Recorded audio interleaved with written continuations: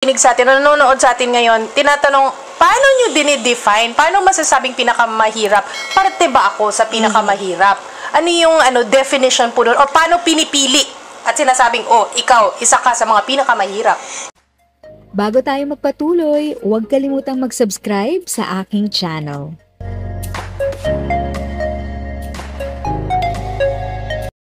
Thank you sa pag-click ng aking video. Good day po sa lahat ng mga nanonood. Sa mga bagong viewers at napadaan lang, by the way, I'm Tita Eda. Welcome to my channel. Ang channel na maghahatid sa iyo ng dagdag kaalaman tungkol sa government services, bagong mga balita at informative videos na galing sa legit na resources. Mag-subscribe na para updated ka. Under the Pantawid Pamilyang Pilipino Program, pinipili po natin yung pinakamamahirap nating mga kababayan. Batay po doon sa National Household Targeting System for Poverty Reduction, which is the listahanan na siya ring data o datos ng DSWD na nakalap natin in 2019. That's the most recent enumeration na isinagawa natin. So dito sa listahanan, pinifilter o ini-screen natin yung mga households na pinakamahirap pero may anak po na 18 years old pababa.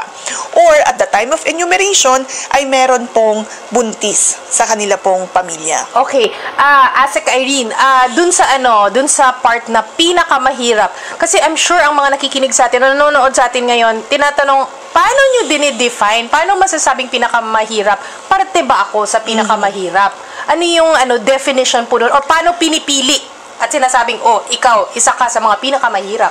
Yes, unang-una, isinagawa natin ang enumeration sa pakikipagtulungan with the Philippine Statistics Authority dahil meron nga pong iniset na poverty threshold. Meron pong binigay na datos ang PSA, gamit din po yung Family Income and Expenditure Survey upang matukoy ano po ba o sino yung mga pamilya na ang kinikita sa isang buwan ay hindi higit sa 10,000 piso.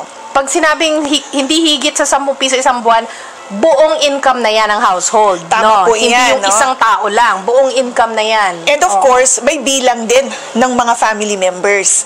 Dahil nga po, tinitingnan natin kung magkano po ba yung kinikita at magkano rin po yung kanilang ginagastos sa isang buwan.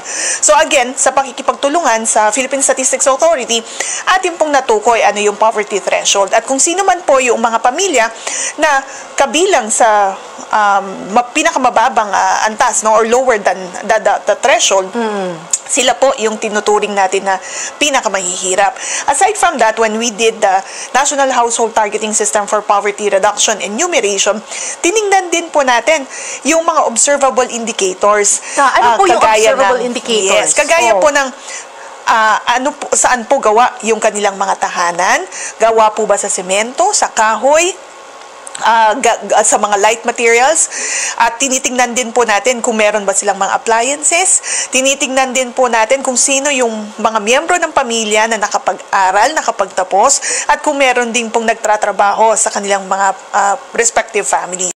If sa tingin mo, natulungan ka ng video ko na ito, nakasave ka sa oras mo, you can click yung thanks button at any amount ay malaking help sa pag-grow ng channel ko. Yun lang po muna ang aking update. Sana ay nakatulong na dagdag kaalaman ang aking shinare today. Ang goal ng aking channel ay mag-create ng awareness. Kung ganitong mga topic ang gusto mo, panoorin mo ang mga videos ko na ito.